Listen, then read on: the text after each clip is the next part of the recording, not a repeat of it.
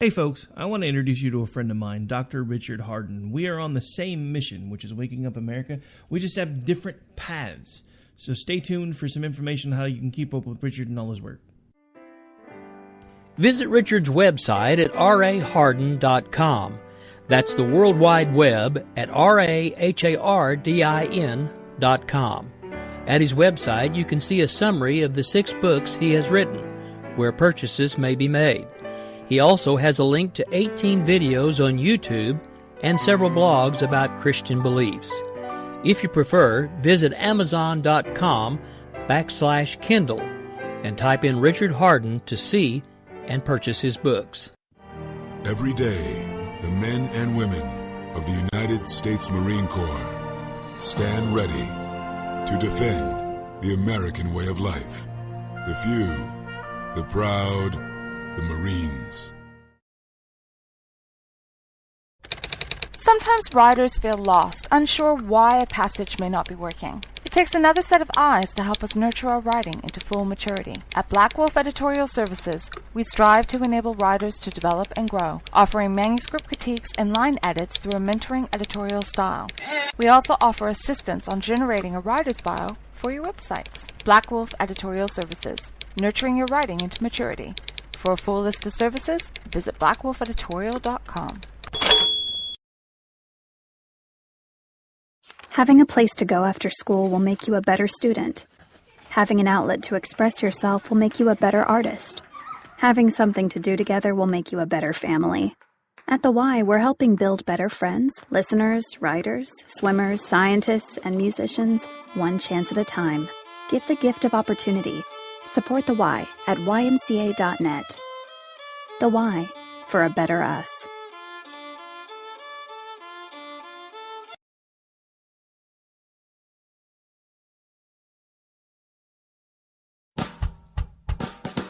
You're listening to the Spark Radio Network, internet radio like you've never heard before. Innovation, creativity, and imagination are all said to begin with a spark. So fasten your seatbelt and take the ride of your life and listen for the spark. You are listening to KLRN Radio, where liberty and reason still reign.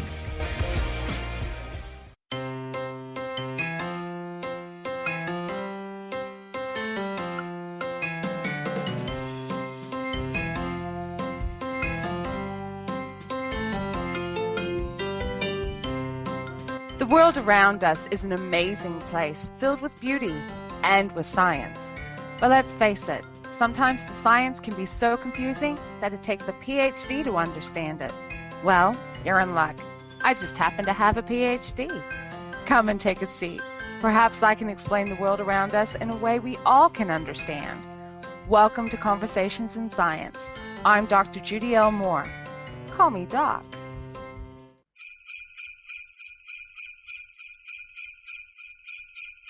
'Twas the night before Christmas. Oh, okay, maybe not. Wrong type of thing. Hi, guys. I am Dr. Judy L. Moore, and I do have a PhD. My PhD is in physics and astronomy. And, of course, that makes me start to think some really bizarre things.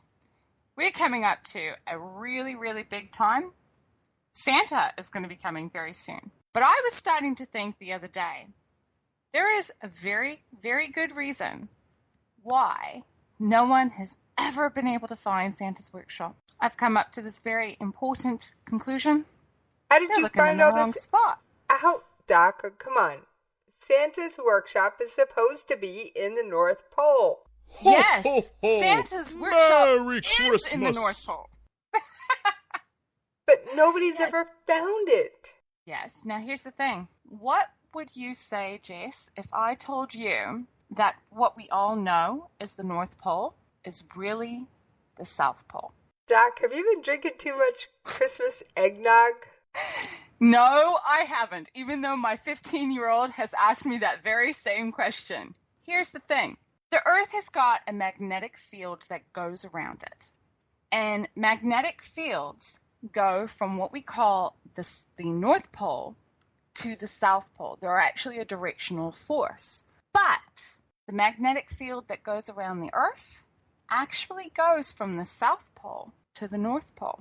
Now, here's another Wait thing. a minute. It goes from the South Pole to the North Pole? So my compass is pointing south when it says it's pointing north? I'm just getting to that. Okay. A compass, the way a compass works is it has a little tiny bar magnet inside of it, where one side has got magnetized north and the other side is magnetized south. Now, if you were to hold two North Pole magnets together, they will repel. I think we've all done that. Repel. I think we've all played with magnets like that. I know I have. Yeah, exactly. Yeah. So a South Pole and a North Pole will attract one another, but the North Pole and a North Pole will repel. Okay? That so makes sense. opposites attract. That makes sense, Doc. Okay. So our compass, the North Pole on our compass, is pointing towards geographical north. If that was the case, well, wouldn't logic dictate that it's being attracted towards the South Pole? What if the compass magnet was actually the south end of the magnet, Doc? Well, that's the thing. This is what it comes down to. It's actually a naming convention partly as well. Okay. We all know the sun rises in the east. Yes? Yeah, it comes in and blinds me every morning, Doc. Well, the term east comes from a Germanic term that means dawn. And west comes from a word that means evening.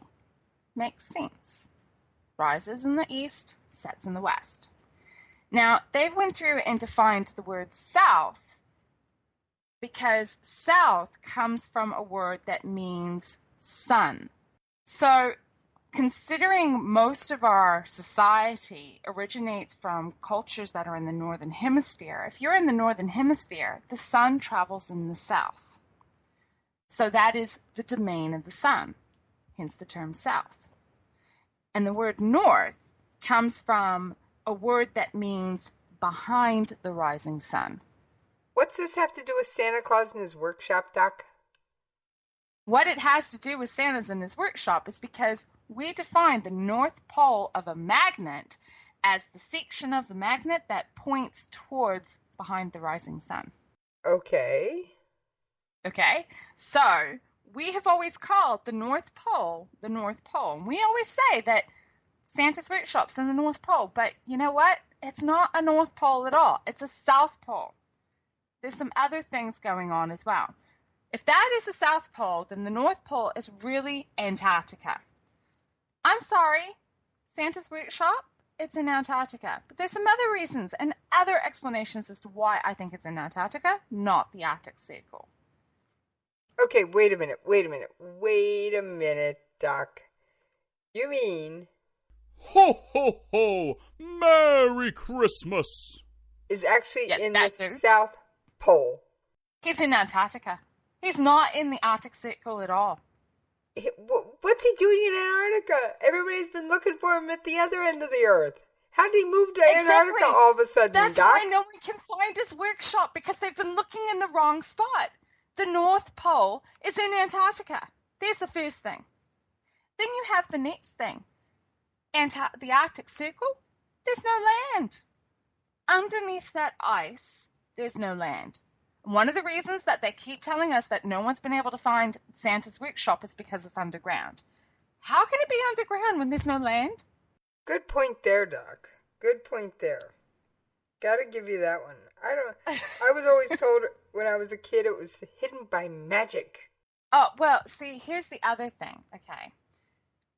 You're going to hide it with magical lights. Yeah, the northern lights are pretty cool. Southern lights are better. We get them more often. It's more magical down here. Now, here's the other reasons why I think it's actually in Antarctica. New Zealand is one of the first countries in the world that will see the new day. So we'll get Christmas before you guys do. Okay, so Santa has to deliver his presents to New Zealand before the States. True. Significantly before New Zealand. Okay? Think about it from a delivery point of view. Aren't you going to want to maximize the amount of time you have at your workshop to maximize your production time before you have to head out the door and deliver all those presents? So aren't you going to want to be as close as possible to your first drop-off point? Probably. I could see that. I mean, UPS uses that kind of stuff all the time. Exactly. So Antarctica is not far away from New Zealand. In fact, Christchurch, New Zealand is considered to be the gateway to Antarctica. The New Zealand Air Force has got a joint base with the U.S. Air Force. No, I thought it was the Navy, Doc. I thought it was the Navy. Is it the Navy? Well, No, I'm pretty sure it was the Air Force because I see those Air Force symbols all the time. hang on. Oh, dear. She's Googling it now. I've done it now. What have I done? U.S. military, Antarctica. What type of base is here in Christchurch, New Zealand? Is it an Air Force base or is it a naval base? I'm sure it's Air Force. I'm looking that one up. I was looking up something else, but I'll look that up real quick. Foreign bases in New Zealand. Operation Deep Freeze, the American military base at Christchurch Airport. The Navy left in 1998. So I was right. It was Navy at some point. But the Air Force continues. Point. So you're Thank right. You. It is Air Force. It's Air Force now. Okay, so here's my thought process. We have New Zealand is actually one of the gateways to Antarctica. And I secretly think that the U.S. Air Force is involved with helping Santa deliver some of his presents. Well, NORAD does track him every year. Well, see, here's the other thing. They only travel to the poles on a frequent basis in summer weather. And that's the same with the Arctic Circle as well. Okay, it's only in summer because things freeze and it gets really, really cold. And it gets cold in summer as well. But see, the South Island, the Southern Hemisphere at the moment, we're heading into summer. We're approaching the longest day in the year. So Antarctica at the moment's in summer. The Arctic Circle at the moment's in winter. Travel's going to be much easier to get to and from the south area, Antarctica. And I think the U.S. military, the Air Force, goes down occasionally and helps Santa bring his presents. And then they probably ship them all the way to the Northern Hemisphere and everywhere else. Does that make sense? Maybe? Well, our military does help out with a lot of humanitarian things. There's Operation Toy Drop. There's Toys for Tots. There's all kinds of stuff that the military has to do with toys. Believe it or not, Doc.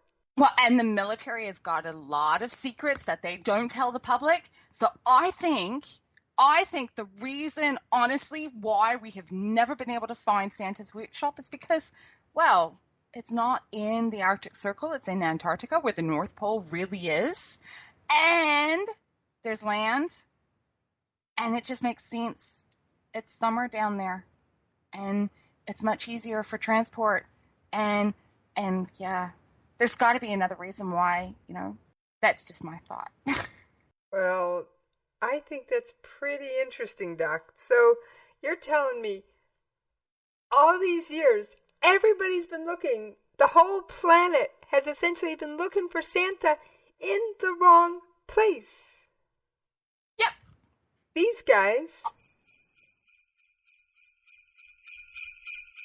are actually in Antarctica.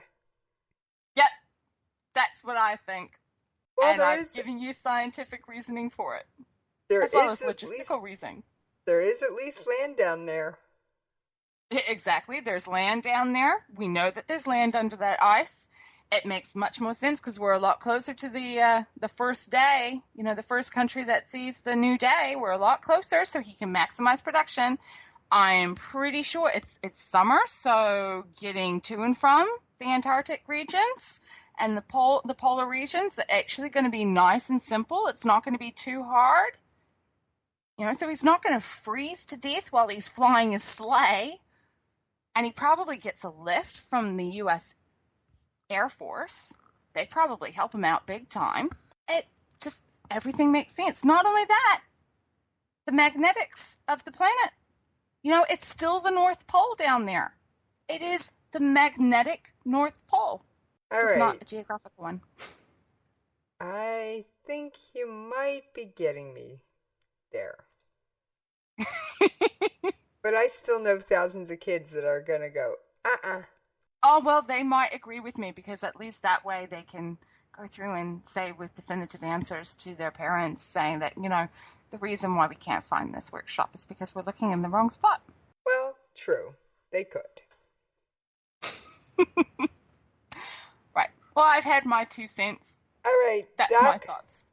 I bet on 3 we could wish everybody a Merry Christmas. I sure we can. 2. You're going to count? Yep. 1. Okay. 2. 3. Merry Christmas!